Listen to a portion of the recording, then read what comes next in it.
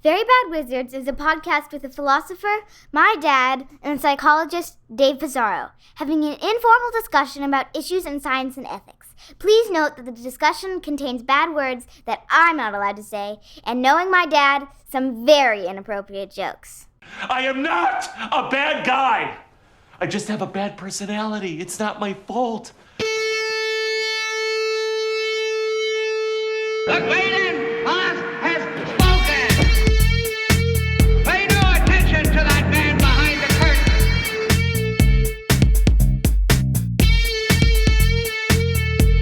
Who are you? Who are you? A very bad man. I'm a very good man. Good man. They think deep thoughts, and with no more brains than you have. Pay no attention to that man. Anybody can have a brain. You're a very bad man. I'm a very good man. Just a very bad wizard. Welcome to Very Bad Wizards. I'm Tamler Summers from the University of Houston. Dave, we're a Jungian podcast now. When are you finally going to confront your shadow and start to individuate? You know, during the 1 hour in which you were trying to troubleshoot your computer, I was totally doing shadow work. It was mostly doing shadow work. I can imagine, yeah. I was staring into the face of evil itself. I don't know what the deal was with that. All of a sudden, no headphone recognition. Yeah. Maybe it's been so long since we recorded it, just forgot. Yeah. It's just forgotten. It has been. For us, it's been forever. Yeah. We're not like these podcasts that takes breaks between seasons. No. And we certainly aren't the kind of podcast that can record 3 in a row and No. Case in point, but we're always scrambling to the last minute to get, this could be a good episode. Plus, we're both on edge. Dave is shimmering with resentment, and I'm just agitated and frustrated from the troubleshooting I had to do. It's like you're going to treat me like you did Christina after the catonic mother. Based catonic stepmom. That's an archetype, the catonic stepmom. Where did Jung place that? I got to remember next Thanksgiving to introduce her as that. The catonic step. Anyway, so we're going to talk about Jung in the main segment, but before we do, we're going to try to talk about disparaging humor. I guess you put this in our Slack. Was this like a neuroskeptic? Or Reddit? Reddit's been a kind of gold mine for us for like our Reddit for opening segment ideas. Yeah. But I don't remember. So there's an article that was published in November called "Uncover the Offensive Side of Disparagement Humor: An fMRI Study." And okay, look, it's an fMRI study. Everything we've ever said about an fMRI study applies here. I don't think that there's anything new that we're going to say about the value of imaging while giving people stimuli, psychological stimuli. But there are some aspects of this that I think are worth talking about, maybe. What do you think? Yeah, well, just to sum up just very briefly what you said, because it's true, we're not going to rehash our criticisms, but they do a behavioral study, like a lot of these fMRI studies. They do a behavioral aspect of it and then the fMRI aspect of it. There's nothing that you learn in addition from the fMRI part that you wouldn't know from the behavioral stuff, except maybe this is, presumably, I'm sure this is all, problematic too, but this part of the brain activates when this stimuli is applied. Right. Certainly, you might, if there's anything to be learned, it would be whatever parts of the brain are being activated. So I suppose that if you're a neuroscientist, there might be something interesting in these findings. But even then, I don't think Right. they would be, because I just don't think that the study is designed such that you can say much about Right. anything, right? No matter what your dependent variable is. So the basic design of the study was they wanted to investigate the differences between disparaging humor that is like insult humor, I guess. So jokes where someone is the butt of the joke. Yeah, just belittling. Right, the belittling. others. Versus just offensive statements that aren't funny, Mm-hmm. like what they call socially inappropriate statements, Right. versus neutral statements that are neither offensive nor funny. And so they construct, like in order to try to control for as much as they can, they use the same setup line for all three categories of things. So either disparaging humor, socially inappropriate, or neutral. And so I'm going to say the Santa Claus one because they use it as an So example. bizarre. A prostitute to another one. What did you ask Santa Claus?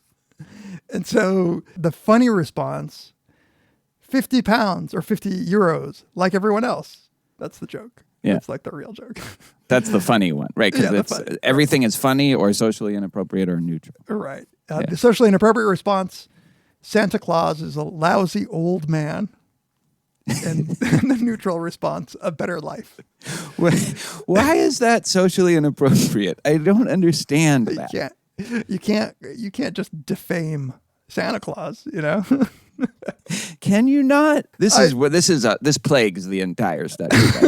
Just like what they consider funny or socially inappropriate is pretty arbitrary and often like bizarre, just weird. Yeah. And so like the authors are Italian and French. I looked at this too, yeah.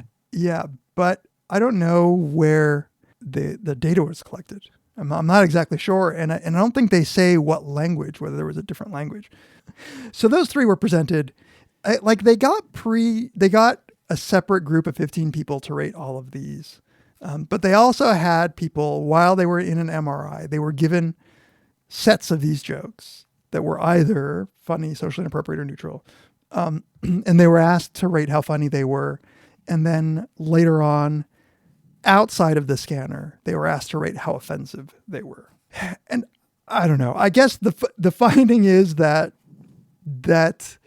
disparaging humor was not offensive, but it was funny. It was funnier than the neutral ones. No. I thought it was, if you labeled an offensive thing funny, you saw it as less offensive. Right. If you look at the plot of like the punchlines with the disparaging humor, those were seen as more funny and less offensive. But the socially inappropriate version of that was considered to be more offensive. Offensive and not funny. Right. Well, right. If the point is like, depending how funny you saw it was related to how offensive you thought and so their idea is that it generates this conflict in your brain. Right. Whereas you want to laugh at it, but you also think it's offensive. And so the way you resolve that in part is by just making it less offensive or Right. judging it to be less offensive. Right. So you're somehow like the funniness defeats the offensiveness of it. It's like I saw it as trying to resolve a kind of cognitive dissonance where you just, even though in a non-funny context, you would rate it as offensive, and this, like on an offensive scale, say an 8, if it's funny, you rate it the same kind of socially inappropriate offensive remark, you would rate as like a 5, just to resolve the fact that you also want to laugh at it. Right. Which would work if they were actually the same. Like if you could actually control for that carefully. Like it's just the easiest explanation is that the disparagement jokes were jokes. Right. So like they had a shot at being funny. Right. It's like, but also like this is something I've always thought about for humor is that it is legitimately less offensive. Right. Like this is only a surprising result if you think they're actually the same level of offensiveness, but yet we judge it to be less offensive in the case of funny ones. But no, like the fact that something is funny makes it less offensive, I think. I think so too. Right. Yeah. And that may not be the case. I don't know that this can't say. I tried my best to read the brain analyses to see if they were saying anything, but it just relies sort of on this inference about what these regions in the brain are doing, and I'm just not sure that it's interpretable like this. But that's the part that has the grain of interest. Like, is it the case that is there like a stage-like process where you judge something to be offensive, but because you interpreted it as funny, you then don't think it's offensive?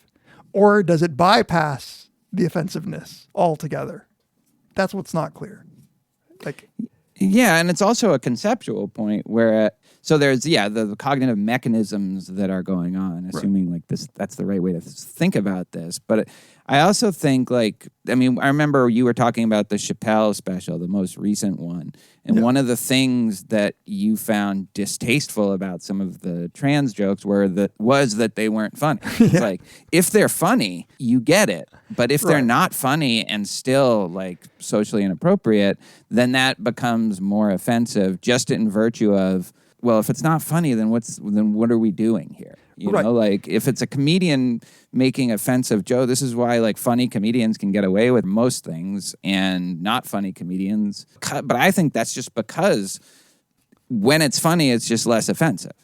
And I think, so here's my psychological theory of it. Like, I think that the appraisal of humor is an unconscious, quick one. Like, we're not doing much work to try to figure out whether something is funny. But the moral appraisal about whether a statement is offensive requires some degree of conscious judgment. Right. So if a joke is gross, I could have that gross feeling immediately. And whether or not it was funny would be independent of that. I could have both of them. I think the funny part comes in so quickly that you then sort of have to, like, after the fact, make the judgment as to whether you should be offended by that. Right? Like that immediate reaction I think it's just too primal or quick or unconscious, like whether or not something's funny. Right. It's definitely not something you think. I mean, sometimes you have to think about it in order to get it. Right. Yeah. But once you get it, it's just like, is it funny or not? Like, you just can tell. I think that's right. The most interesting thing in this article is that I learned of a new term that I didn't know about called gelatophobia. Did you catch this at all? No. It's a fear of being laughed at.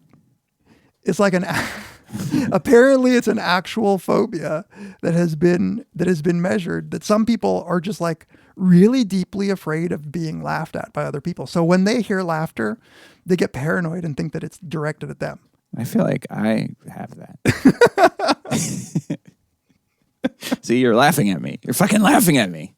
It's the Pesci. It's like the Joe Pesci problem. Exactly.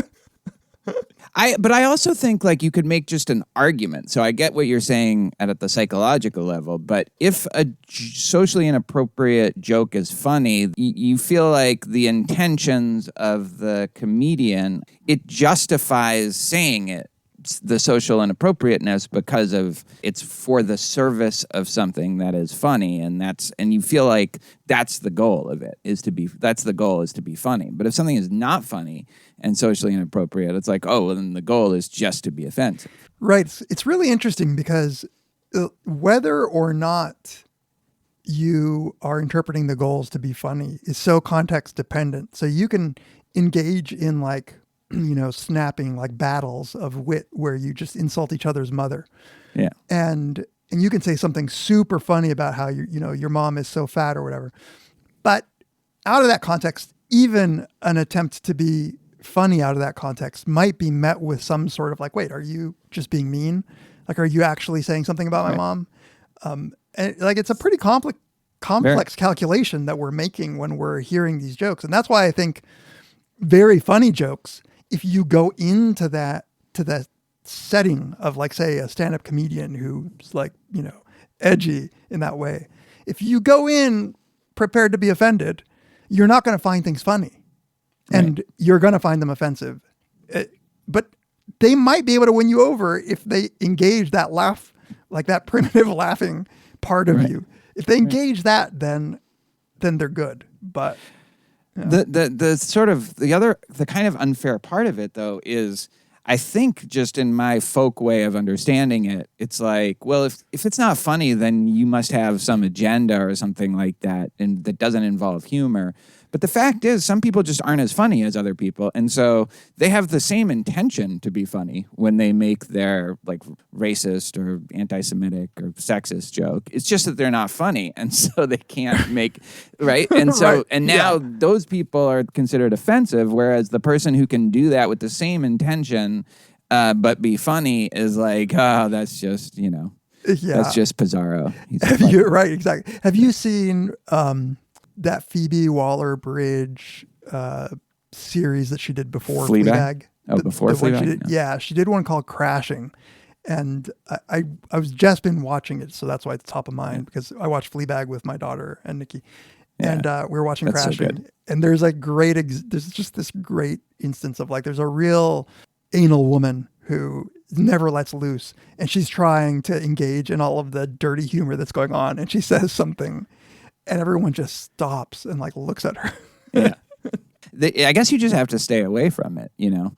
You just Yeah. not, like, it's just off limits for you. Yeah, and it's not because like you're a bad person. It's just because you're not funny. Yeah, and you just have to know that it's like a know thyself sort of way. Here's a question though: like if I'm right about the funniness being sort of automatic and then the offense requiring judgment, it should be the case, and I think this matches at least with my experience, that I can have sort of a second order offense reaction that I can make even after I laugh at a joke. I can say, no, actually that was really fucked up. Yeah. But you can't really have a second order, like, okay, that was funny and now I'm going to laugh. No, right. Like right. you've convinced me. We talked a little bit about this in the context of something else, but you and I were talking about how you can't really convince somebody that something is funny. No. Like if they don't get what the joke is, you know, if they don't get the double entendre or something, you can explain it, but you can't say no, like, no, this is why this joke is funny. And then have them spontaneously laugh. And even the former is a stretch sometimes. Right. Like, and even if it's their fault for not getting it, like once you are in the business of explaining it, it's going to be less funny. But you certainly can't if they got the whole thing. And I know that feeling where somebody will tell me a joke that I just don't find funny, and then they'll start explaining. I'll be like, no, I get it. You know, like I know that's not the issue. It's a funny response is that I get it, but it's not funny.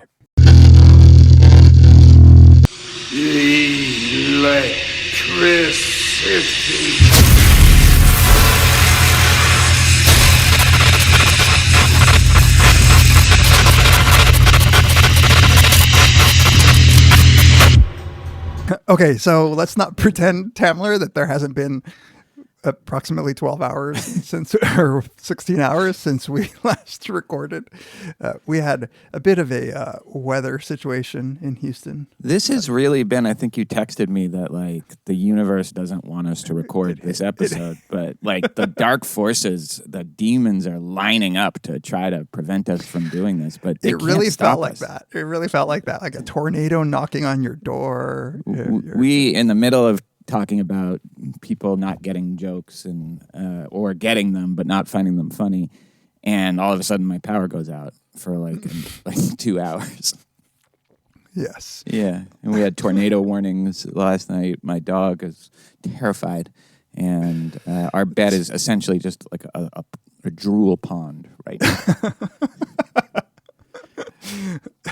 And you're on very little sleep, so who knows what this will mean. Maybe this will be a looser segment than it would have been last night. Maybe this is good for accessing my unconscious That's elements. right. That's right. If only you had dreamed. Okay, so yeah, you were saying something about people explaining jokes to you and you saying, yeah, I get it. It's just not funny. And that is one of the most frustrating things when you really do genuinely find something funny. It's hard to get into the mindset of someone who doesn't find that thing funny. So it feels like a natural thing to do is to try to explain it, and then to be met with the, no, I get it. Right. Is one of the worst feelings in the world. I don't do that. I don't try to explain a joke to somebody. If they either get it and they don't find it funny or don't get it, like there's really nothing you can do at that point. There really isn't. It's a futile. It's like a bad instinct. But I feel like people do it to me. Like people will explain their jokes, and that's why I'm more often in the position of being like, no. Because often like you'd have to be stupid not to get it. So them explaining it to you is sort of a veiled insult to your intelligence. So you have to just explain to them, no, that's not the issue. The issue is that it's just not funny. Right. It's like someone explaining to me, like, no, see, Lin-Manuel Miranda is like, he writes raps and like they're really good. He's like I know what he's hardcore doing. hip hop. Boy, the world has come around to your opinion of Lin-Manuel Miranda. Well, it feels, I'm not going to lie, it feels nice. You were one of the early haters back when there weren't that many. It was pretty much you and Michael Rappaport. You're That's right. it. It's early corny detection. I'm going to write a paper on it. It's Cordar. Exactly. Yeah. Well, anyway, what did we have left to say about this? I think what we wanted to do was there was a great example of how explaining a joke makes it brings it down. I except that I think there's no real hope for this joke whether you explain it or not. No, it brings a otherwise not funny joke to the depths of hell of Right. So here's the line. And this is a problem that runs through the paper. There's another couple of examples I could give. We gave one already, but in disparagement humor, an individual or a category of people is typically portrayed in a ridiculous manner. Consider this joke. So this is their example. Deriding the category of engineers. The protected, marginalized category of engineers. An engineer is on his first day of work. When he arrives, his boss gives him a broom and asks him to clean the floor. The guy protests, "But I am an engineer." "Ah, you're right," the boss replied. "I'll show you how it works." Okay, it continues. It's terrible. It continues. In this joke, the category of engineers is targeted, and the perceiver must cope with two different and contrasting processes. The feeling of mirth. The feeling of mirth derived from the comprehension of humor and the perception of offense. Just I don't feel like either of those things is remotely present in that joke. Either the perception of offense or certainly not the feeling of mirth. Certainly not the feeling of mirth. Yeah. Again, we're going to give them a bit of a pass for what appear to be clearly non-native English speakers. But I can't imagine that in any language this is the perils of the deep fear. This is what you fail to admit, Tamler, over and over again, is the chilling effect that would make somebody use as an example of an offensive joke such an innocuous, non-offensive. And actually one that I wasn't sure I got, but I got 2 paragraphs explaining it to me. That's right. And the incongruity resolution model. There is incongruity here, but the incongruity is how did the authors think that was a funny joke? Clearly smart people, right? Because, the fact that they're using it as an example makes me think they used it in the study. They don't have an appendix of all the jokes, which I'd love to see. I really wanted to see it. But given that both all the neuroscience and the behavioral results depend on these things actually being disparaging, socially inappropriate, and funny, and it just doesn't seem like they in any of these that we get one more. We get one more example of a joke in one of the graphs. Yes, I was going to say this too, because I want to know where you think they put this. I was curious too. Okay, so this is in the graph demonstrating the timeline, which is often, for fMRI studies, they usually show you what happened at the first second, whatever. So the setup line, a drunk guy meets a nun and beats her up. Then he says, and then it shows that there's a half second, and then the punchline is delivered. Then he says, "I thought you were stronger, Batman." That's the closest one to a funny joke. Yeah. It's not that funny. It's it's just kind of... Yeah. It's super, it's almost postmodern. Yeah. Which is what made me think that maybe that wasn't the true punchline. Maybe that was... just the socially inappropriate one. Yeah, but it can't be, right? Because I thought you were stronger, Batman. The punchline isn't what's socially inappropriate. This is the thing. The socially inappropriate part of this one, if they used it, is the setup. So if they're looking for the part of the brain that lights up for social inappropriateness in the punchline segments, then they've already kind of ruined it. Right. It's not like you perceive the offense afterwards when you realize he thought he was Batman. Right. Well, beating up a nun is fine, but Batman? What? But no, there's a lot of issues with this.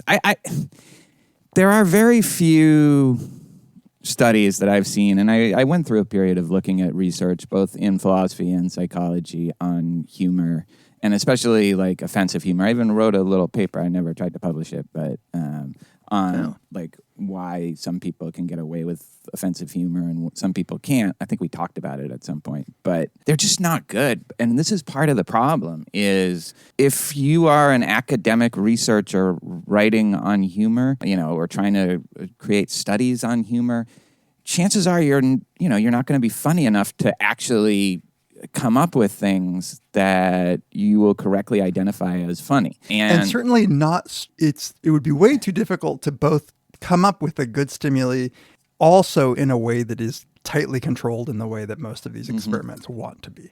Right, because so much about also humor is delivery. Yeah. Somebody in an fMRI machine getting a joke, is that the same? Does that generalize to, how most people react to humor if they're not in an fMRI machine? So there's all sorts of problems. This also reminds me, there's this episode of Star Trek where Data, the robot, who is trying really hard to grasp human emotion. There's an episode where he's trying hard to grasp humor. Yeah. And so as part of his studies, he goes into the holodeck, right, where there's full-blown simulations of a comedy club. And what's hilarious is that the stand-up comic is Joe Piscopo, and he delivers a bunch of jokes that are just really, really not funny. So it's exact same feeling that I got here. Like, this is what you're using to learn about humor and humanity. Totally. Well, I apologize to all the engineers listening to this who got offended without laughing. We feel really bad, and maybe that's the next thing. Those are the next people. Who's going to drive the trains if engineers are offended? Yeah, who's going to make the metaverse? All right. We'll be right back to dive into our collective unconscious. This podcast is sponsored by BetterHelp Online Therapy. Check out BetterHelp.com/VBW. Life is full of stressors. It doesn't matter who you are or what you have. Your life is probably stressful, and with Omicron taking over and the new year coming, everything can feel overwhelming. And maybe you're not feeling down and out or lost or totally depressed, but if your anxiety is higher than normal and your temper shorter, or if you're starting to feel strain in any of your relationships, you could probably use the chance to unload. So unload the stress, confront the sources, as Carl Jung might say, and get it out. Talk to somebody who's completely unbiased about your life. It's always nice to have somebody listen to you who isn't going to judge you or take sides on anything. They can give you a fresh perspective on the difficulties you're facing. When there are things you feel like you can't tell anyone, but you just need to talk about it, well, that's what therapy can be. BetterHelp is customized online therapy that offers video, phone, and even live chat sessions with your therapist, so you don't have to see anyone on camera if you don't want to. It's much more affordable than in-person therapy, and you can start communicating with your therapist in under 48 hours. So try BetterHelp and see if it's for you. BetterHelp is a longtime sponsor of Very Bad Wizards, and Very Bad Wizards listeners get 10% off their first month by going to betterhelp.com/VBW. That's BetterHelp.com/VBW. Thanks, as always, to BetterHelp for sponsoring this episode.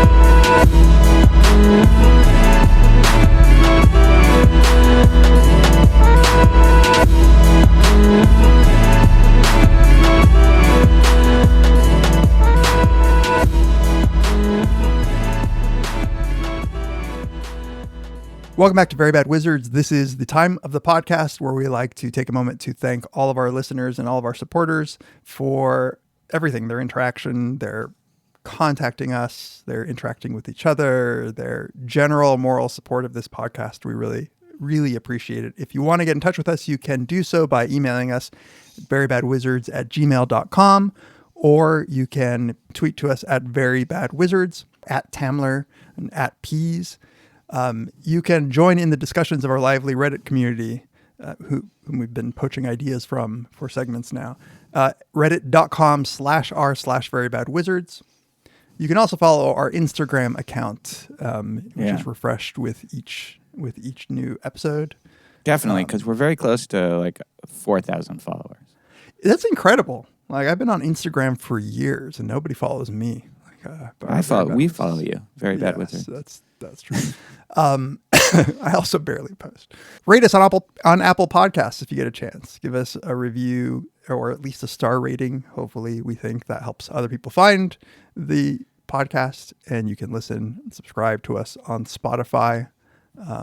But just in general, thank you for all of the interaction. Yeah, and I actually, even though Dave sounds like he's in a hostage video saying that stuff, like I actually really believe all those things. And I was blinking in Morse code. This is bullshit. This is bullshit. 5-star reviews. We've been getting a lot of good ones lately, and I do think that's helped. If you'd like to support us in even more tangible ways, you can go to our support page on our website. You can give us a one-time or recurring donation on PayPal, or you can become one of our Patreon patrons. And we really appreciate the people who support us there, and we try to give a little back, and we in the form of bonus content. So you get ad-free episodes at any level of support. You get bonus episodes at $2 per episode or more. You get at $5 per episode. At that tier, you get a bunch of stuff. You get to vote on the next Very Bad Wizards patron-selected podcast topic, and just to decide what we'll talk about. And those have been some of our best episodes, I think. You get our Brothers Karamazov series directly to your podcast feed, and you get Dave's video lecture series. And I just put up something too, a little lecture on Plato, a not as well produced lecture on Plato. I looked at it. It was fine produced. It looks good. And people really liked it. So I hope you keep doing it. I mean, I could post a couple others too. I didn't do that many of the Human Situation, the Great Books lectures online. But yeah, if I find another one that would be good. Oh, and then at $10 and up per month, you get a monthly... per episode. Per episode, sorry. You get a monthly Ask Us Anything video that we will put out. And the last one we put out, we liked so much that after a few weeks, we made it available to all the bonus segment people, because it was there were a bunch of great questions. We talked for like an hour and a half and I thought it was a good conversation. That's my memory. And people seemed to like it. So, and we might consider doing that again, because I understand $10 per episode is a lot, but those people do get to ask the questions, but it seems nice to have other people here. Yeah, and they only get to see the video, but we release the audio for everybody, maybe for everybody a little later, like a couple weeks later. If it's good. If it's not good, then we won't. And we do need a couple more questions for this month. So and then you can buy swag. You can buy mugs, T-shirts, sweatshirts, a lot of cool stuff. We got to come up with a new design soon. I think it's time. Yeah, maybe it might be time. So thank you so much to everybody for everything that you do. We're so grateful for that. And now let's turn to Carl Jung. All right, so Carl Jung, Dave, I have no idea what your exposure to him is, whether you teach him in your intro classes or at any level, what you think of him at all. This was pretty much, I just knew little fragments of basic ideas about archetypes, or I knew that he had this idea of the collective unconscious. I didn't know really what that meant in any detailed way. What about you? I studied some Jung in undergrad as part of my major in psychology. I happen to have a professor who is super into like depth psychology. So it's where I learned a lot about Freud and some about Jung. What's depth psychology? Depth psychology is a term that collectively would refer to the theories of Freud, Jung, and other kinds of psychoanalytic theories that believe that the font of human mental life is really deep in the unconscious way. Mm-hmm. So depth psychology, I guess, referring to like, let's plunge the depths of your psyche in order to have insight, which something like, say, cognitive behavioral therapy is not, because that's very much about just what are you currently thinking, like what's in your conscious mind, and what habits are you developing, right? Exactly. Like, who cares why you are phobic of dogs? Let's just work on like your appraisals in the moment when you see a dog or whatever. Yeah. So I've always felt like I know enough to talk about Jung in the sense that I knew the basics of his theories. But as I think maybe you realize, I think you could read Jung for the rest of your life and not quite understand everything that's going on with him. So there's a lot of, I think, the basic stuff that is accessible. And then there is, like his view of the mind, the rest of his works are like plunging the depths of somebody's very idiosyncratic thoughts on culture and the mind. And I think here it might help to contrast Jung with Freud. I don't think we'll talk too much about their history, but of course, Jung and Freud had this friendship, Jung being the younger. He viewed Freud as a father figure. But the differences, and part of the reason that they split apart, differences between the way that Freud tackled his project and Jung did is, for whatever sloppiness Freud often gets accused of in terms of his unscientificness, and his sort of lack of falsifiability and all that stuff, Freud was a real systematizer. He was a very, his system was clear, and he thought led to some very clear, there's some very clear consequences to the way that he viewed the mind. He spelled out how the unconscious was supposed to work, and how defense mechanisms worked, and how therapy was supposed to, he had a theory of social development, and he thought therapy was a good way of bringing the unconscious into the conscious through this talking cure.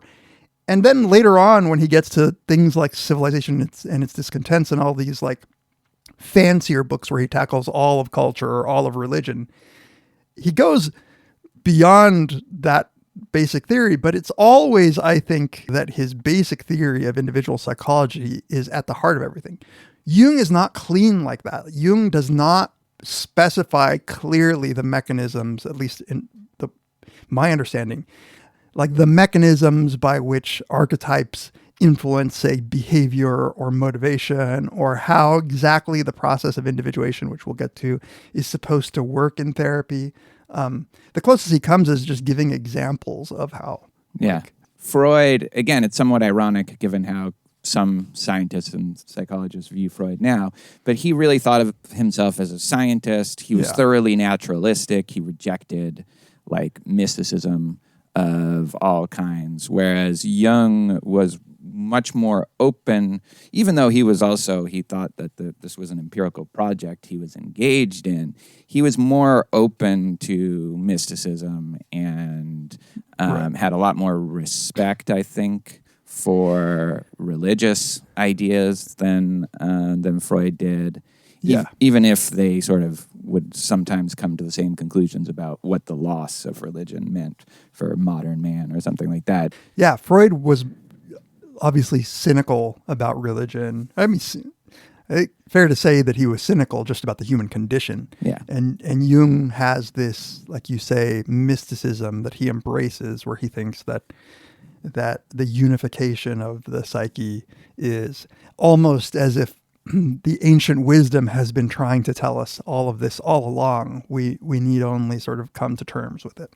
Yeah, and recognizing them as like deep facets of the world, like kind of core elements of the world and human consciousness, whereas for Freud, I think he would tend to be like more reductive about a lot of that stuff. I was listening to, in fact, I should shout out J.F.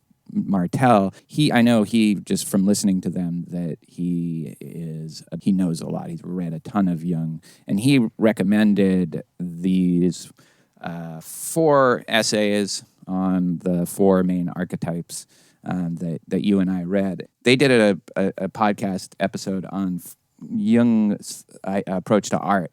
And one of the things they said was a big difference between Freud and Jung is how they would view, say, I think they used as an example of a Leonardo da Vinci painting, like something about Mary and somebody else. And Freud would just say, he would just say, this just shows that Leonardo has 2 mothers, or this is an expression of the fact that he had 2 mothers.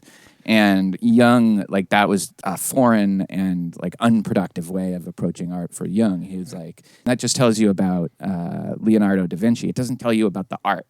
And the art itself is this autonomous thing that once it's out there, you wrestle with, and you're not just trying to learn the personal history of the artist in some way. You're not just trying to learn how fucked up they are because of this aspect of their history, which relates to the big content difference between them too, I think. That's right.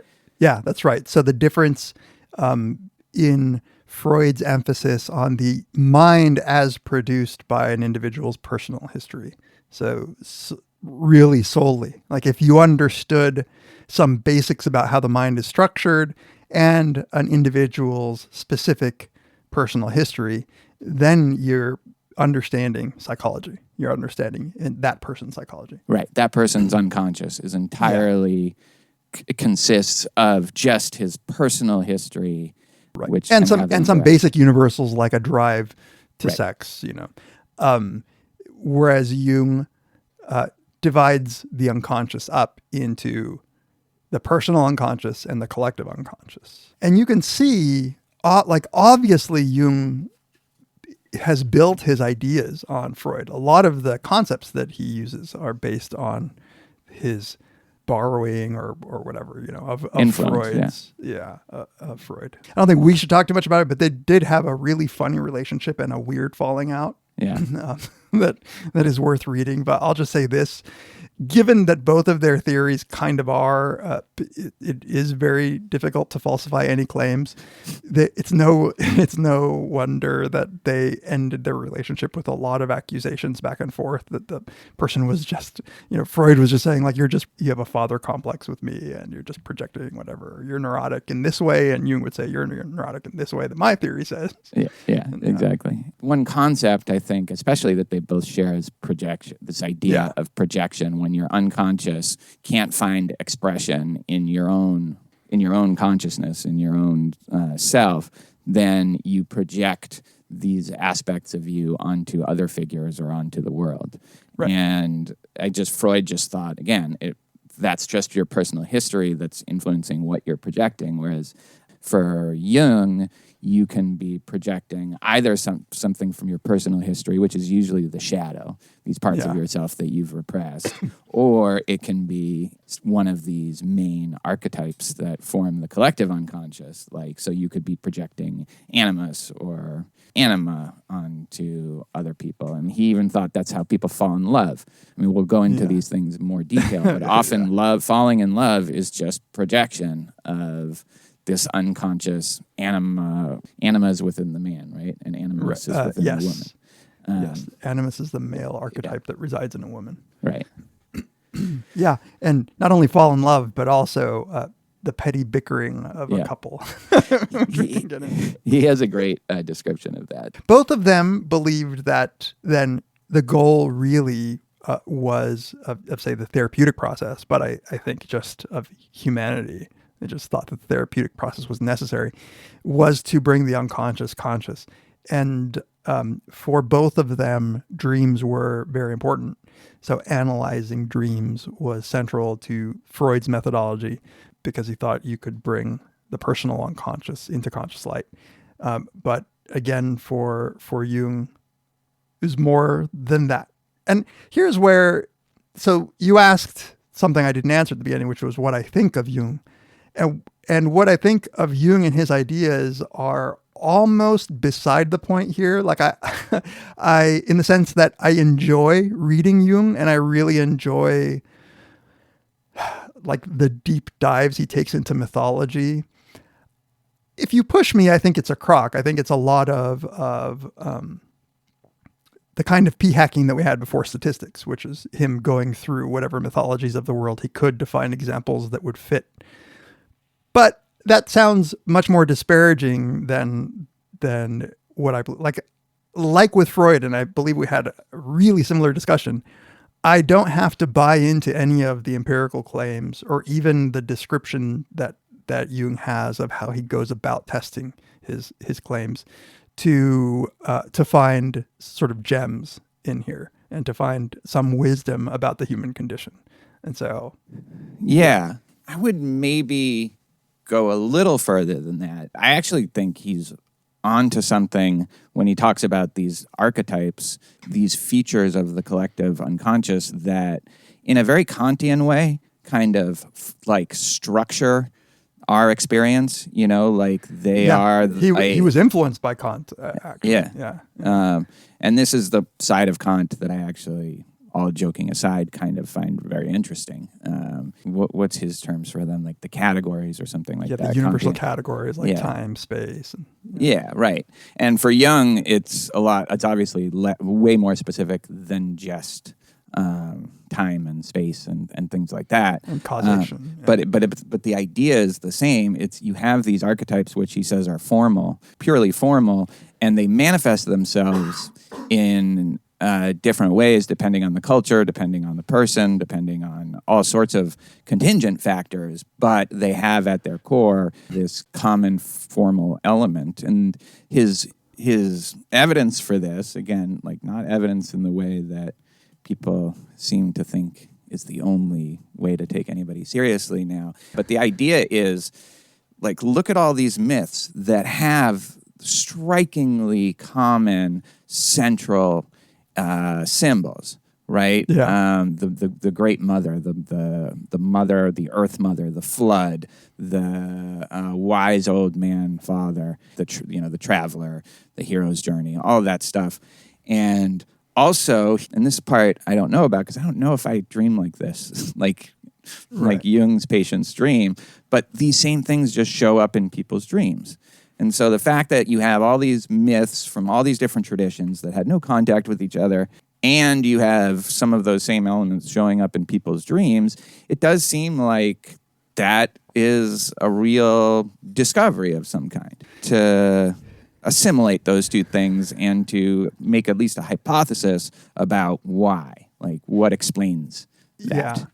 Well, here's where I say you can't have your cake and eat it too. Like, you can't claim that this is empirical and that you have a method of discovery that's rigorous and also have sort of the kind of weak evidence that he proposed. So I'd rather he didn't say that this was that he had an empirical rigorous process, because he does outline this. But so since we're talking about it, let's just talk a little bit about one of the problems I have with the whole idea of the collective unconscious is that, he really believes that this is hereditary, that somehow these forms, these archetypes made it in genetically into the mind. And so that early human beings' experiences are the universal source of these forms that exist in all of our unconscious minds. Wait a minute, because that was not my understanding, that they're the source of it. We're all equally the source of it. It's just how all human minds are structured. Yeah. But the reason that it is in your mind, right? The reason that you have the animus, the old man, the hero, is because these were ideas that our ancestors had. So that's not are you sure about that that's his view? I thought he was very kind of ambivalent about no, he how clearly much says it's hereditary. Right, but I don't think he means that necessarily in a Darwinian terms. I think he means that as this is something that has been passed down to us. I don't think he means that the reason we had this is because, when we broke off from the monkeys. In fact, there is something in what we read. I think it's what we read where he says, look, I'm not taking a stand on whether these are metaphysical or whether these are, purely biological. He's just like, I'm just saying that they're there. And this is how the human psyche is structured. I'm not taking, I'm going to be more neutral on how it got to this place. In any case, also the idea that any commonalities would be due to a deep shared structure of the mind. So any common myths would be evidence for the collective unconscious because of the, say, lack of communication between cultures. Right. Really rests on the assumption that there was no communication between these cultures. And there really was like a whole, like that. I think most people believe that the Epic of Gilgamesh has a flood and the Bible has a flood for very simple reasons, that people actually told those stories and those stories made their way across cultures, not because they were somehow imprinted in our minds. Right. We've been reading different things, but my understanding is there are plenty of cases where it's just according to archaeologists, these two cultures didn't interact, some of the East Asian cultures and some of the ancient Greek cultures, and yet you still see a lot of the same stuff at very deep and core levels. Well, so it does rest on that, right? So there are two sources. The archetypes of mothers and fathers can easily be explained by a universal experience that we all have with fathers and mothers. And that, I think, is enough for a lot of things. Communication between cultures is enough for a lot of the seeming similarities. But also, there are things that cultures can independently come up with that are not evidence for anything like a collective unconscious. Like two completely independent, non-communicating cultures can come up with an umbrella because it solves the problem of keeping your head safe from rain. Nobody would think that this is evidence of an archetypal umbrella being embedded in our mind. Right? So, true. But I will say that even if there was some communication between cultures, and again, I really think there are examples where there just definitely wasn't. But even if there is, the fact that these main story themes and motifs in the most famous myths that continue to live on and that we keep going back to and remaking over and over again, whether we've even read the originals or not, that I think just it doesn't prove that our minds are structured in a way where certain kinds of stories appeal to us on a very deep level and certain stories don't. But I think it's very suggestive. I think a lot of the Jung stuff, and we should get into the details before we start arguing about. But a lot of this stuff is at the very least suggestive and something that I think you have to take seriously as a hypothesis. It does call for some kind of explanation. The fundamental aspects of certain kinds of stories in myths and religions, whether or not there was contact, we seem drawn as a species to these kinds of story structures. Yeah. And that's why I kind of wanted to sidestep this criticism, because I knew that we might have a disagreement here, because it's sort of, I think, an issue that I don't feel the need to resolve in order to find value in discussion of these universals. Right. So that's why I don't approach this in a curmudgeon-y way, although I might have sounded like that just now. In the foreword, I write as a physician with a physician's sense of responsibility and not as a proselyte, nor do I write as a scholar. Otherwise, I would wisely barricade myself behind the safe walls of my specialism and not, on account of my inadequate knowledge of history, expose myself to critical attack and damage my scientific reputation. Yeah. Which when he said it was like, I feel like that should be our opening. We're not speaking as Jungian scholars. Yeah, I think this is one of the things I like about him and Freud, because I think about maybe Freud wasn't as transparent or open about this. Right. But I am raising a bunch of interesting ideas in ways that might border on crazy or very inspired by a mystical worldview, magic worldview. Yeah. But at least I'm willing to do that because I find it fruitful to just draw attention to these ideas. And I know the Dave Pizarros of the world are going to start clicking their tongues. Nitpicking. Yeah. Like exactly. actually looking up your references. The number crunchers of the world. Oh God, what did I wear? Yeah. That's what's fun about him, though, too. Yeah. Absolutely agreed. He's under no pretense. I feel like Freud was under a bit more pretense about what he was doing. Yeah. All right, well, let's talk about it then and try to get into at least the main elements of the psyche. I can't say that I'm 100% sure I understand any of them, even the most basic, like start with the ego. So the ego, tell me if this is right, is sort of the center of all conscious experience. Yeah. So, and this is, I think, the idea of the ego is straight up the Freudian one, where he wants to just say, look, like that part of the mind that is clearly accessible is what we will call the ego. Start with that. That is the content of your mind that's available to you. Right. And it's just the parts where he says, but it's not identical with the things you're conscious of are conscious. Like it's in some ways the seat of all that, but I guess we don't have to try to figure that out. I don't think you're wrong to have moving on, I guess. So there's the ego and the conscious self, which I don't think is an archetype, but it's just the seat of your conscious life. And then you have an archetype like the shadow. But before we get to the shadow, because I think there might be something in between that, which is the persona. The persona. That's right. And I think the persona is still part of the ego. Because the persona is the mask you put on to interact with society. It allows you to engage with ordinary society with the norms and expectations that it has. Yep. Very much the mask. It's the nice you that you put on to be accepted and get along. And what that is will depend on your history or your job or the society that you live in. But I think he thinks we all have a persona of some kind. Did you think a lot about the movie Persona in Jungian terms? I did not. I had completely forgotten about the persona according to Jung. Yeah, because persona really is a lot about this idea of a mask of all these expectations that society has for women. So if you interpret it, I was even saying this, though not really conscious of the Jungian ideas, that if you think that it's Alma's movie, her persona is like the expectations for being a nurse and a mother, and that is what she is trying to make her whole self.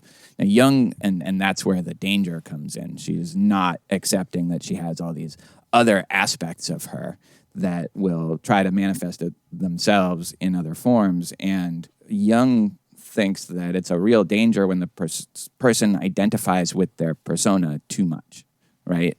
Yeah, he thinks that's just straight up unhealthy. Okay. Shadow is an archetype. Maybe we should talk a little bit about what is an archetype. So an archetype is a form, like it's a concept, it's an idea, but it seems that it has also a motivational aspect to it. It tries to express itself. It seeks, given that it's part of an unconscious element, it's part of the collective unconscious, like personal unconscious, it will seek expression, and if it is not integrated, if it is not confronted and faced, the hero archetype, say, and its influence on you and its motivational influence on you will really depend on all sorts of cultural factors and personal factors. Right. So the shadow is it's your dark. It literally is your dark side. It's the dark side. The dark side of you that you have repressed in order that you may interact with polite society. So you push it down into your unconscious, and it will, even as you're doing that, will seek expression in certain ways if you do not confront it. And one of the main ways that it expresses itself is through projection. And so you see evil tendencies in others, and when in reality what you're doing is suppressing or repressing these qualities or tendencies in yourself and just pointing it out in others. And it is something that you need to work through, like you need to do like literal shadow work in order to embrace those aspects of yourself that are darker. Because if you don't, so he has a nice line, this is in the chapter on the shadow that we read. Projections change the world into the replica of one's own unknown face. So if you're somebody who's isolated and has this real dark side that you won't face, you will project malevolence onto the world. You will find the world an alienating and evil place that will then make you more isolated because you're mistrusting everybody and you're maybe acting aggressively towards them, and the circle will just intensify and intensify. Right. And there's something to that, I think, like the people who see themselves as wholly good and everybody else around them, right? That's like that old saying, like if everybody around you is always being an asshole, like maybe you're the asshole. Totally. And a lot of people's I think in political life, it can go a long way towards explaining just this idea that a lot of your beliefs and your core kind of political convictions are not shaped by some sort of rational evaluation, but it's a reflection in some way of your personal unconscious drives or desires. Right. And what those things just come out as something that are actually in you.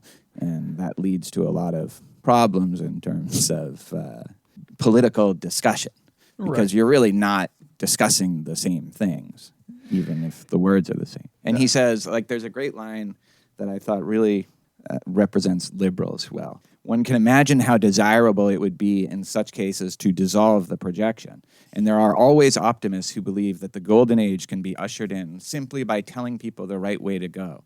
But just let them try to explain to these people that they are acting like a dog chasing its own tail. To make a person see the shortcomings of his attitude, considerably more than mere telling is needed, for more is involved than ordinary common sense will allow. And so he calls this like a fateful misunderstanding. When you try to reason somebody out of their projections, it's like, no.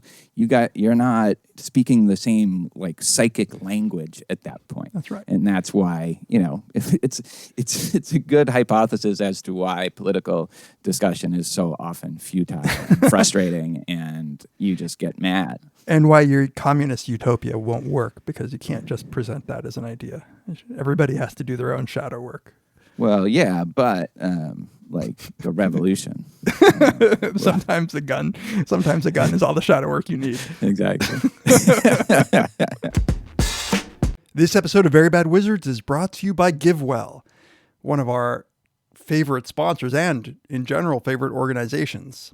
Donating money to help people can be a wonderful and selfless act, but how can you feel confident that your donations are improving or saving lives effectively? You could do weeks of research to find the charities that are out there, what programs they run, how effective those programs are, and how the charity might use your money. Or you could visit givewell.org. There you'll get a short, vetted list of the best charities they've found at saving or improving lives per dollar. GiveWell spends over 20,000 hours each year researching charitable organizations and only recommends a few of the highest impact, evidence-backed charities they've found. Over 50,000 donors have used GiveWell to donate more than $750 million.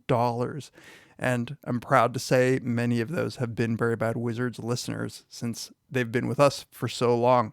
Rigorous evidence suggests that these donations will save tens of thousands of lives and improve the lives of millions more. And here's the best part. GiveWell is free.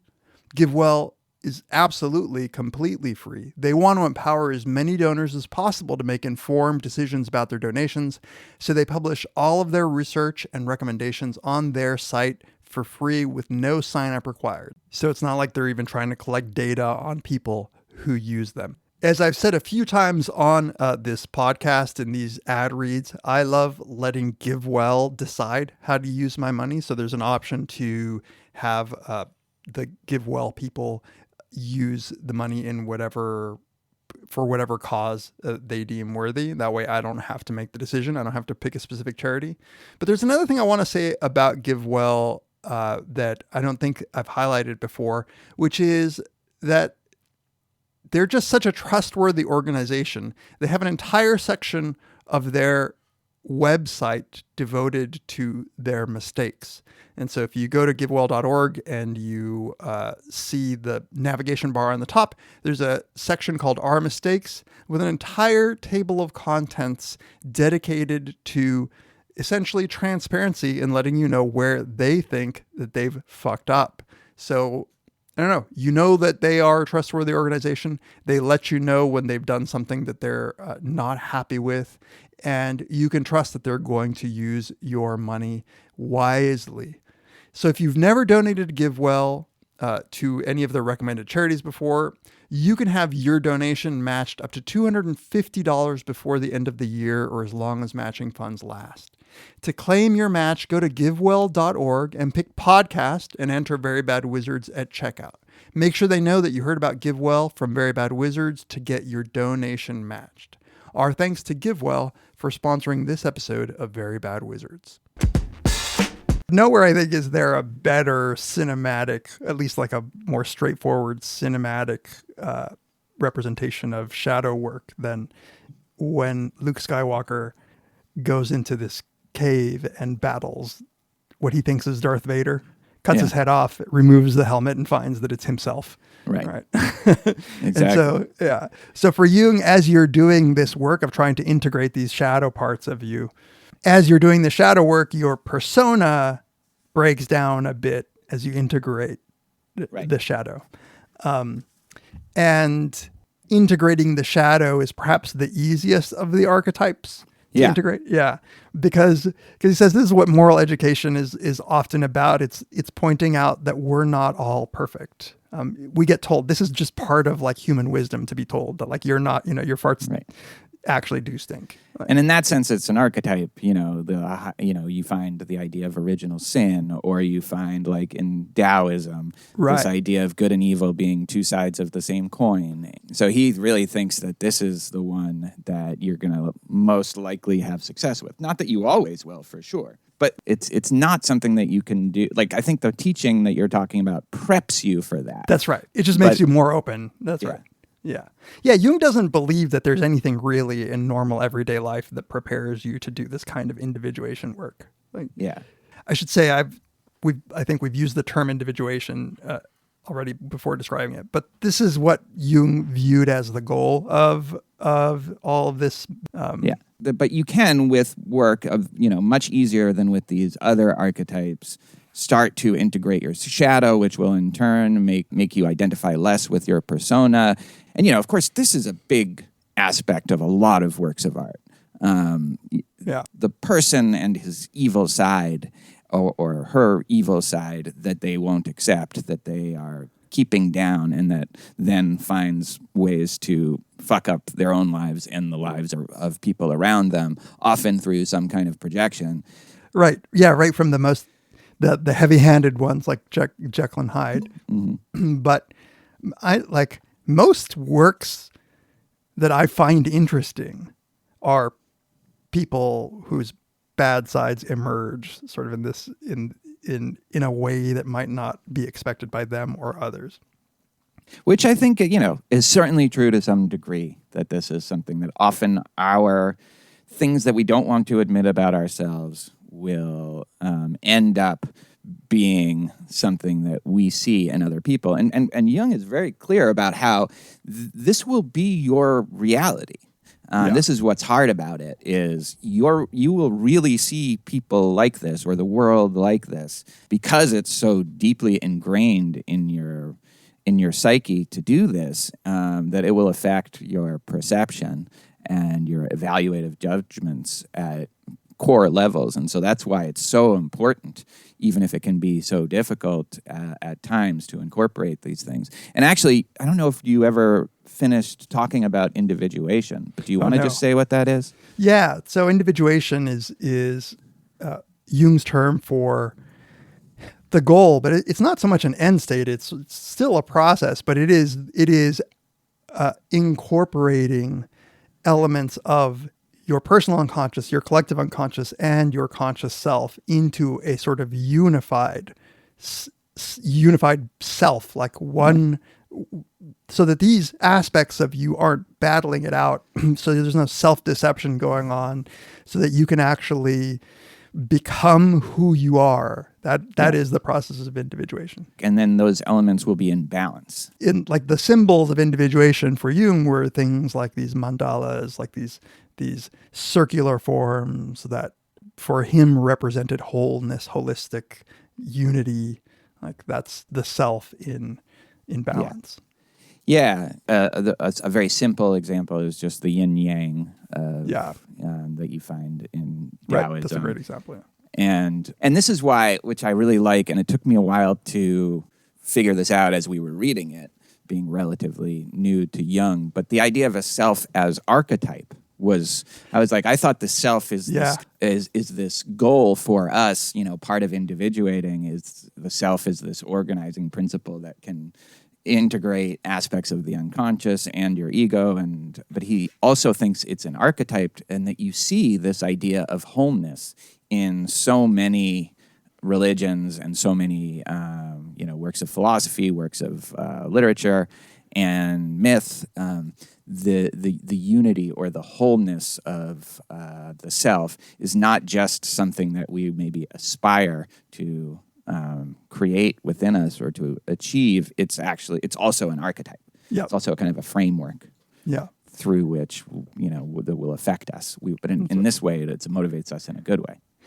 And for him, these archetypes of the self often took the form of deities, right? Yeah. Yeah.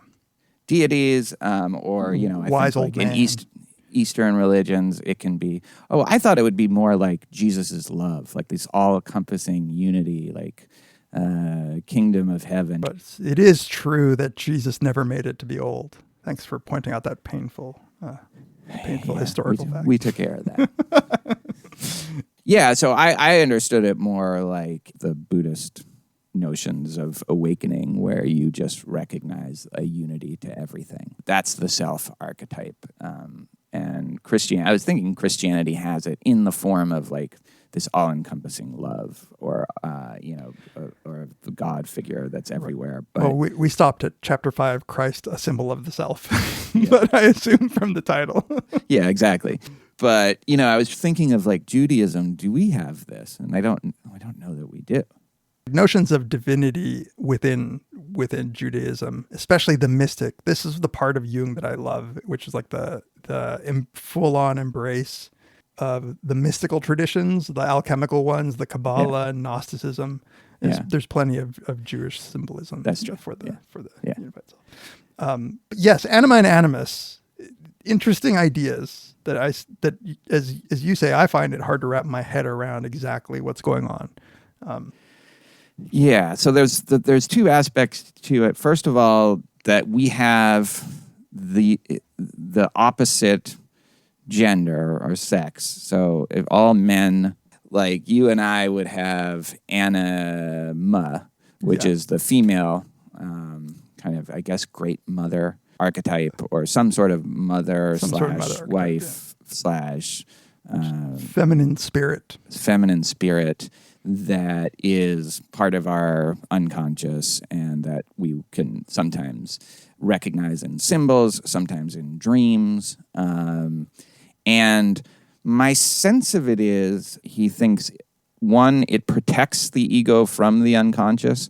So a lot of the unconscious stuff is filtered through maybe anima or animus, but it's also a bridge to the unconscious once you engage in the individuation process. So there's definitely good things about the animus too. It can lead us to the deepest parts of our unconscious and the self. And so it's like a way of getting to the self, to wholeness, is through the anima, recognizing the anima or the animus. Yeah. So the anima and the animus are having this influence on our behavior, on our psychology. And Jung says, just as the anima becomes through integration the eros of consciousness, so the animus becomes a logos. And in the same way that the anima gives relationship and relatedness to a man's consciousness, the animus gives to a woman's consciousness a capacity for reflection, deliberation, and self-knowledge. So the integration of whatever Jung thinks is the female side for men will make us more holistically healthy, whatever, actualized human beings, and the same for the other. Like in one stroke, it's both sort of the sexist stereotype that he's dealing with, like essentialism. Yet at the same time, with a message that like both men and women would do well to sort of integrate these aspects of themselves into. Right. Yeah. It's not like saying, you go to your men's club and start drumming, or like get into fight clubs and stuff like that. It's actually saying those are probably projections of something, but the healthy thing is to actually integrate this more female, caring, spiritual side. But it's when you don't integrate them that some of that stuff was a little confusing to me. Like, I guess the woman starts getting very argumentative, starts getting often, because there's this aspect of her that she hasn't integrated yet, and so it finds manifestation in not admitting that you're wrong. Can I read some of this? So he says, look, like, better I describe some of what I mean. So he says, woman is compensated by a masculine element, and therefore her unconscious has, so to speak, a masculine imprint. This results in a considerable psychological difference between men and women, and accordingly I've called the projection-making factor in women the animus, which means mind or spirit. The animus corresponds to the paternal logos, reason, rationality, just as the anima corresponds to the maternal eros. But I do not wish or intend to give these two intuitive concepts too specific a definition. He goes on to say, okay, in women, on the other hand, eros is an expression of their true nature, while their logos is often only a regrettable accident. It gives rise to misunderstandings and annoying interpretations in the family circle and among friends. This is because it consists of opinions instead of reflections. And by opinions, I mean a priori assumptions that lay claim to absolute truth. So I think what he's saying is, when it's a projection purely, it's not doing the real work that the logos would do. Like, it's taking the form of making absolute statements, but since it hasn't been actually like a part of the woman, it's just a weak imitation of true reasoning. Yeah, well, it's just you take these a priori assumptions, assume that they're facts, and base your arguments or judgments on those a priori assumptions. I don't think you recognize that you're making these assumptions. No, you don't. And so you're taking the form of the male argument, but all you're borrowing is the absoluteness of the conclusions. Exactly. And then it says, as the animus is partial to argument, he can best be seen at work in disputes where both parties know they are right. Yeah. Men, he says, can argue in a very womanish way too, when they are anima possessed and have thus been transformed into the animus of their own anima. With them, the question becomes one of personal vanity and touchiness, as if they were females. With women, it is a question of power, whether of truth or justice or some other ism, for the dressmaker and hairdresser have already taken care of their vanity. So when men haven't integrated their anima, they will also take the form, their arguments might also take the form of a stereotypical female, which is, getting all whatever but hurt, like, in your arguments. Now I feel like I understand you a lot better. I was going to say the same about you, yeah. You can argue in a very womanish way, actually. This is true, but except for it's integrated. Yeah, this is, I'm sure, like, I didn't actually come across that much stuff about, like, the sexism inherent in Jung, but I would think that there's a fairly big literature because he relies on these fairly stereotypical, which he might say they're stereotypical because they're archetypes, and that's why these stereotypes are going to pop up, and you're not going to be able to talk people out of them or have like seminars that will just show people the error of their ways. So I don't know, but I think the reason why he doesn't get a lot of flack and there's no calls for cancellation or anything much like that is because his intentions here are to integrate both these aspects in both men and women, and everyone can get behind that, I think. That's right. So I think that's the charitable interpretation, and I don't think it's wrong to say that he's calling for some sort of unity here.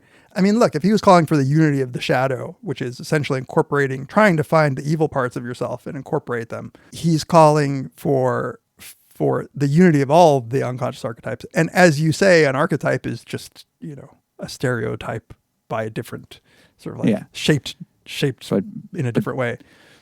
No, because he even says most. Like, he talks about him like, he says in men, eros, the function of relationship is usually less developed than yogos, and in women, it's more often like the other way. But and like using terms like that doesn't seem like an essentialist, because especially since this could be culturally influenced as well. It's just at a very deep level culturally influenced. If it's the archetype. I like to think that that Jung would have very little interest in those kinds of debates. I agree. Yeah. Or his interest would be more idiosyncratic. Yes. He would be less trying to start fights about it. I think he would find a lot of projection in many of the debates over culture war. And I'm sure he would look for, as people have said, there are many cultures where you have things like two spirits, right? The notion of something both masculine and feminine at the same time is there. It's there in culture. Right. It's there, and we were reading the Tao Te Ching, and it's there, it's all over the Tao Te Ching, with none of the stuff about, men are better reasoners and women are more caring or something like that. It just talks about the feminine and the masculine and the need to have or embrace both. So what does it mean to integrate, say, for me to integrate my anima? It's a good question. He had these ways of, say, visualizing the self and the ego, and you couldn't have the self encompass the ego or the ego encompass the self, and the symbols of unity and balance were what he used to refer to the individuated person. I think taking him at his, in his very psychiatric, I am a practitioner of this, I am bringing you into my office to talk about this. I think it is the process of individuation is confronting the archetypes, how they have given rise to projections, and in making the unconscious conscious, stripping it of its power to be projective, and rather making you accept that it's an aspect of your own personality. I am like this. This is something. It's still abstract, but I think that's the goal of the therapeutic process for. Yeah. And I think, so it would be via, so you talk about a dream, or you talk about this myth that you are drawn back to, or you talk about your fantasies, and that will show you certain aspects of yourself which you don't think is a part of yourself. And it's in that recognition, say that, no, you have these evil characteristics, or you have these, these really dark, aggressive, hostile, that you're now projecting on, Trumpists or something like that. Right. That's a part of you, and so is this kind of craving for some, more feminine. That's the one that's a little harder, confronting your shadow and recognizing the parts of yourself that you don't want to admit are parts of your personality. That I get more than the animus. Yeah, I mean, and let alone then bringing all of the other archetypes in, which is right. It's unclear also, how many archetypes there are in his sort of pantheon, the sub-archetypes. I think it is helpful to recall that Jung, as with Freud, that their therapeutic goal was to bring patients in who were exhibiting mental disorders like neuroses. Yeah. And that this process was supposed to bring about the healing of these neuroses. So you come in, I think like Freud would say, you have a fixation at this stage of development, and once we get to the root of that's in your unconscious, we can cure you. Jung would say, Like it is this archetype that's projecting, that's causing this particular ailment. So let's work on this aspect of your personality. And so, But as I understand it, the difference is Freud, like once you were cured and recognized, this thing that was making you, this part of your unconscious that was fucking up your mental health, you were kind of done. You were healed. Right. Whereas Jung thought healthy people need to do this individuation process too, because it's the fundamental goal of human life is to integrate, to individuate, to become a fully realized version of your particular self. And that's moreover, like what gives life meaning. yes. And moreover, you were constantly doing this. Like this was a process for you. It wasn't that you got there and you were Right. done.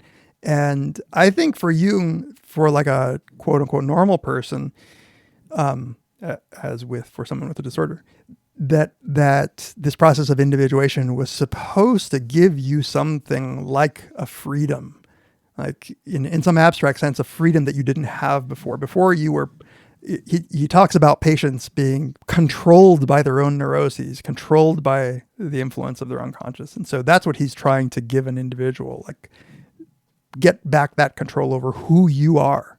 But at some fundamental level, even people that are reasonably psychologically healthy, so say you and I, other people might disagree, but like But they're wrong. They're wrong and evil. Yeah, exactly. And stupid. Yeah.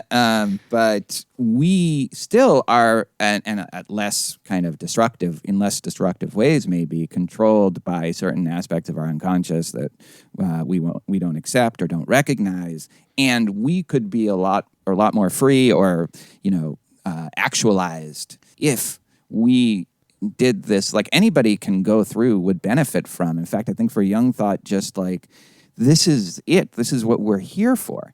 Is to find out who we really are, and who we really are that incorporates both these unconscious, collective unconscious, and individual unconscious. Like that's what gives life meaning for us right now. And you don't have to be a neurotic or have some kind of mental disorder to benefit from this process. Like everybody would. Right. Yeah, there is something about authenticity that's supposed to, I think, come with this, which is like the taxing work of denying or ignoring these aspects of yourself has essentially led to a constipated psyche. And what we need to do is stop ignoring, stop denying. Like there is something inherently unhealthy about all that. Yeah. He says, our age has shifted all emphasis to the here and now, and thus brought about a demonization of man and his world, demonization. The phenomenon of dictators and all the misery they have wrought springs from the fact that man has been robbed of transcendence by the short-sightedness of super-intellectuals, like the post-Christian age, the disenchantment of the world by like scientistic people like yourself. Yeah. Like them, he has fallen a victim to unconsciousness. But man's task is the exact opposite, to become conscious of the contents that press upward from the unconscious. Neither should he persist in his unconsciousness nor remain identical with the unconscious elements of his being, thus evading his destiny, which is to create more and more consciousness.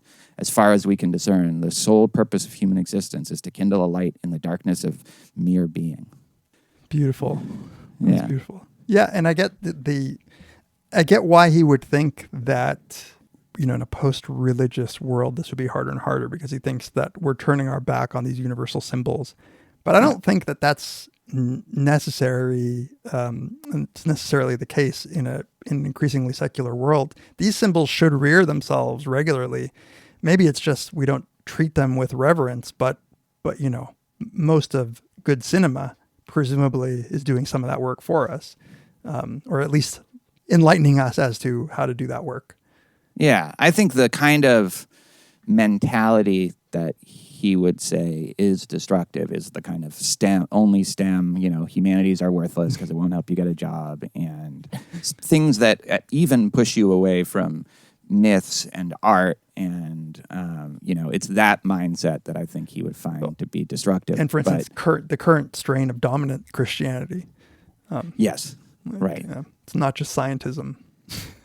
No, that's right. It's, but I think, yes, and he had a lot more respect for Christianity than Freud did. who well, like Freud was Nietzsche. a Jew. Right. Well, yeah, but Nietzsche too. Like they thought Christianity was actually something that repressed you or minimized you, whereas I think Jung thought that, like a lot of religions, he also had a ton of respect for the Eastern religions.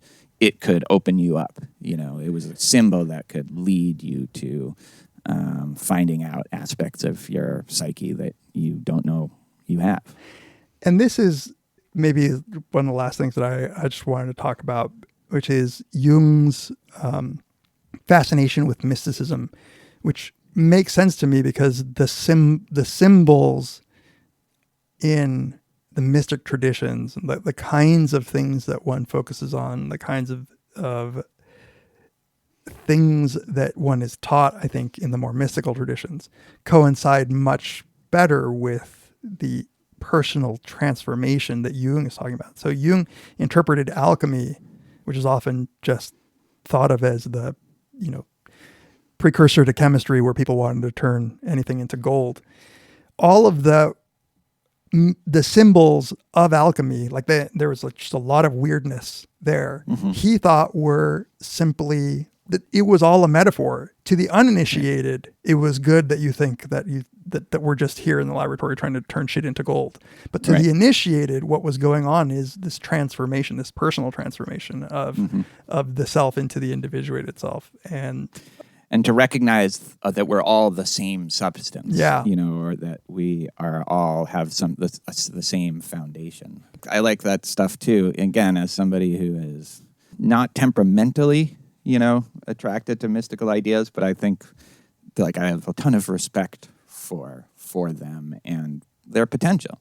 Well, and I'm a fan. Just to me, there are just these lines of connection in the thinking of Jung, the writings of Borges, who also deeply respected sort of the mystical tradition, all that shit that's Gnosticism and Kabbalah, that stuff to me has always been fascinating. And maybe the opposite of you, I feel constitutionally drawn to those things and intellectually rejecting of it, much as I described my stance toward Jung, which was, I like this. I just don't think, I don't think it stands up to empirical scrutiny, but that doesn't mean, it sounds contradictory, but there's a deep way in which I enjoy it. And I think that's why I enjoy it in the works of fiction. Like deep down, I kind of want to believe in this stuff. I just, Yeah, you do. The Gnostic stuff, just like, what we could do one time is or the Kabbalah stuff. Do you ever see the movie Pi? Yeah. The Aronofsky movie? Yeah. That might be fun to do, to see in this context, either for a bonus episode or for this episode. Yeah. But yeah, cool. I had some more things to say, but maybe I'm sure we'll come back to Jung at some point. Yeah, there's a lot. Yeah. So let's leave it there for now. Yeah. Oh, maybe Joseph Campbell. Maybe we could talk about Joseph Campbell at some point. Yeah. I have his book, the interviews with Bill Moyers, I think. Some of the stuff on myth and Joseph Campbell on myth and stories would be really cool to do, I think. All right. Hope you have expanded your consciousness by listening, and join us next time on Very Bad Wizards. The great boss has spoken. Pay no attention to that man behind the curtain.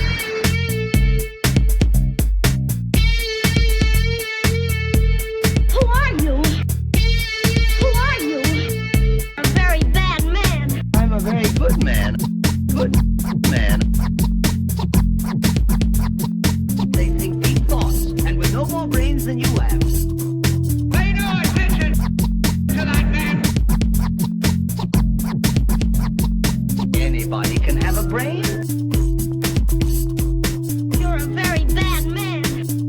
I'm a very good man. Just a very bad wizard.